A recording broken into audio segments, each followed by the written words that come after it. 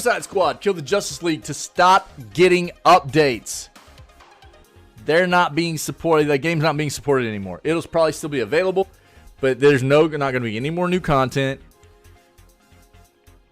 I'm guessing the player base on this game is just all. I mean, it never really. I mean, it was basically DOA, right? I mean, this game did not do very well from the get-go.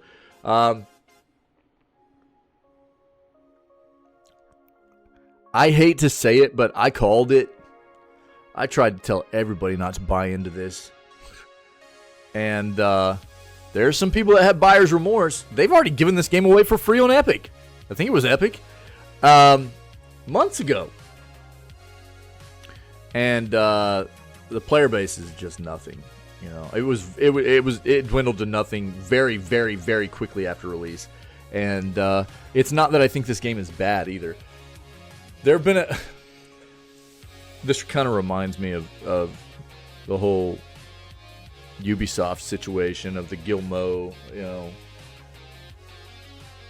rant about how it's not good enough, you know, to make good games anymore. Whatever his quote was, you know, and it's like, no, it is. You're just not making games that are good enough. You know, and I think that that's the problem here. It's not that a lot of these games aren't okay. They're decent. But are they good enough to pull people away from similar titles that they're already playing? No. Absolutely not. Suicide Squad Kill the Justice League, was it a terrible game? I don't think it was. I don't think it was a terrible game. I think there it just wasn't enough there. You know? Selling your Stadia today? Interesting. Well, that's going to go down in the annals of history as a you know, a notable device there, dude. There have been a number of games that have come out. I mean, Concord, like they're going to talk about Concord right here as well. Look, Concord, I think, is kind of in the same boat. I mean, it didn't even get off the. I mean, it didn't even get off the ground, dude. Concord didn't.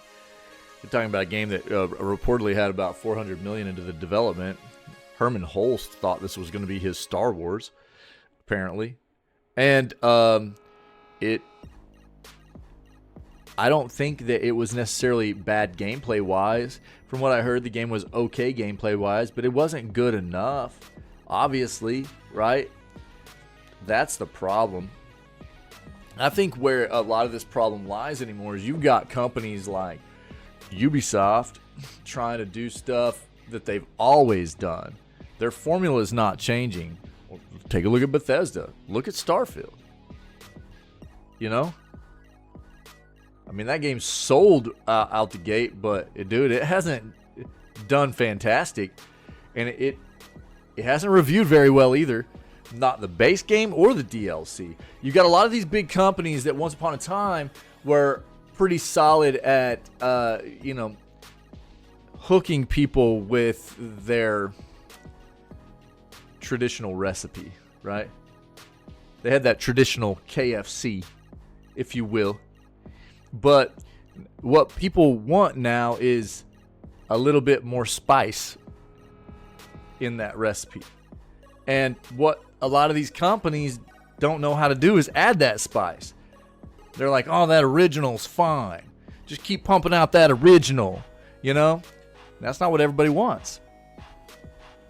So what happens is you've got these big companies that have gotten stuck in these trends of doing the same processes over and over and over and going, it worked before, do it again, you know?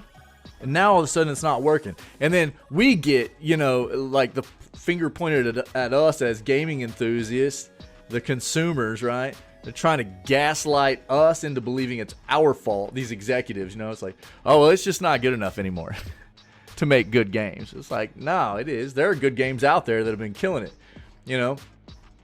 Final Fantasy VII Rebirth, Pal World, Manor Lords, Balatro on the indie side. You've got AA games like Helldivers 2. Plenty of AAA games out there that are doing well, you know? So all across the board, like I said, Final Fantasy VII Rebirth, you got Black Myth Wukong, you know, the list goes on and on and on. Plenty of games out there doing very, very well. But all of a sudden, whenever a big company comes out with a game that they spent 300 to 400 million on, and it doesn't do well, Silent Hill 2, yeah, plenty of them out there. I mean, the list goes on and on and on. You know, Silent Hill 2 was an absolute banger, and I was super surprised by it. I was not a big fan of Bloober before Silent Hill 2. I didn't think they made great software. I was not impressed by anything I had played by them before, and I had a lot of reservations about them being able to do something good with Silent Hill 2. They crushed it. Silent Hill 2 was phenomenal. I loved it, dude. It was a great experience. So, shout out to them. But there's a lot of companies out there still doing great things on all fronts of gaming, at all levels of gaming. But it's just so funny whenever something happens like this, and we get fingers pointed at it. It's like, oh, well, it's the consumer's fault. It's like, no, you guys are idiots. You don't know how to make good games. You don't know how to make games that are good enough anymore, you know? You're stuck. And so here's another example, man. Suicide Squad Kill the Justice League is going to stop getting support. It's going to stop getting content, right? Unlike X Defiant and Concord, the game will still be playable after the final update's release. Yeah. So again, that's what I was expecting. It's not totally shutting down. It's going to be playable. I think that all the online functionality is still going to be there. We'll read about that. But no more content. No more support for it. While Marvel Rivals celebrates reaching 10 million players and demonstrates that the community isn't yet tired of either hero shooters or the superhero genre as a whole, Warner Brothers, DC Comics-based Suicide Squad Kill the Justice League appears to be going through an opposite experience, with developer Rocksteady announcing they will stop releasing regular updates for the game come January. In its recent blog post announcing the upcoming launch of Season 4, Episode 7, introducing Deathstroke and the offline mode, Rocksteady confirmed that Season 4 will conclude with Episode 8 on January 14th, which will be the final post-release update for Suicide Squad Kill the Justice League, meaning the game will have received less than a year of live service support after its January 30th, 2024 launch. What's more, Episode 8 will not only serve as the last seasonal or episodic content for the game, but also as the final update to include any balance changes or fixes going forward. Warner Brothers avoided directly addressing future balance updates, instead reiterating that the January 14th update will mark the end of seasonal and episodic content, suggesting that Kill the Justice League's development is effectively halting, leaving its state after Episode 8's release unchanged unless a significant issue like as a game-breaking bug arises. To give credit where credit is due, unlike other letdowns this year, I gotta say here, they're gonna say like other letdowns this year, like X Defiant and Concord. I hate to see X Defiant thrown in the mix here, honestly.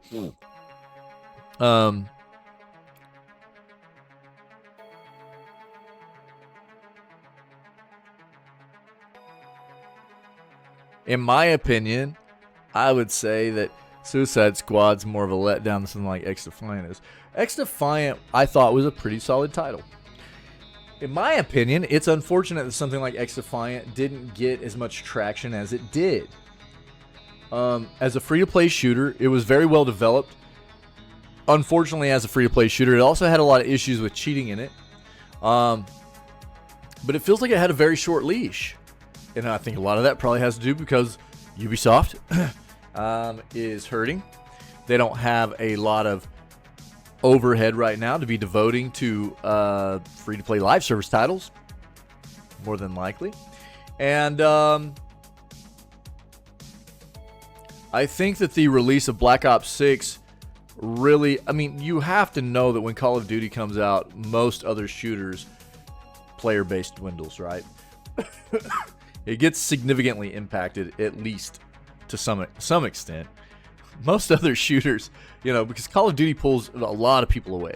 And X Defiant had a 6-month window of being out, and they yoinked it. They just pulled the rug out from underneath it, and they're like, it's done. I thought it was a good game, honestly. We played a lot of it here in this community. I thought it was good. And to say that, unlike other letdowns, I feel like X Defiant was probably a much better experience than something like Kill the Justice League was, you know.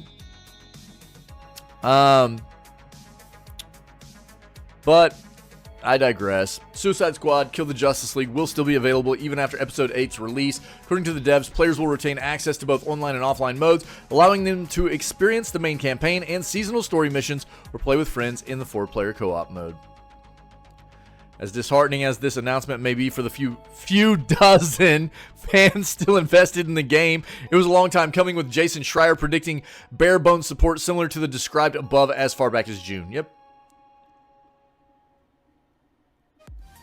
The first reports of rumors about Warner Brothers' intentions to pull the plug on Suicide Squad Kill the Justice League, however, emerged even earlier when it was disclosed the publisher had lost $200 million on the game's development, which is only about half of what Sony lost on Concord, by the way, from what we've read and found out, and viewed it as a disappointment.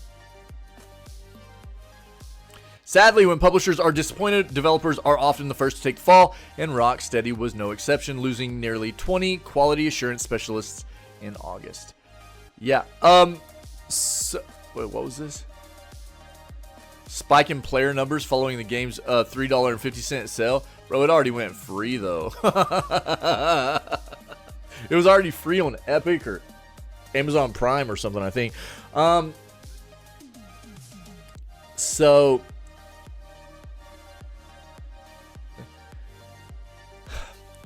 I don't know exactly what happened here with this game. It feels like it was a bunch of WB executives almost making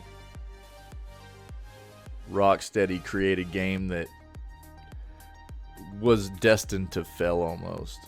Again, I don't think the gameplay is bad, but there was a lot of other stuff. We found out a lot of stuff way before this released. It. A lot of people were like, oh god, AAA price tag, live service game, ton of monetizations and battle passes and stuff. And look, I've said it time and time again. If a game comes out as a live service title, almost always a live service title comes out at a AAA price tag, and there's still a bunch of monetization and battle passes in it and stuff like that, then the thing you should take away from that is that the company is mainly looking to recoup development costs, and they do not care about bringing in a substantial player base, which is what a live service title needs. Live service titles are going to live or die by their player base. And in the industry, all these companies making live service titles that want to push out their games at a AAA price point and even justify it by calling them a quadruple A game. Yeah, Ubisoft with Skull and Bones. You should know right away that they are not worried about building any kind of substantial player base around that game. They're more worried about recouping development costs, and that game is probably destined to fail fairly quickly, unfortunately. So it's not that I don't think that live service games should have maybe some kind of price tag up front on them, but it needs to be reasonable.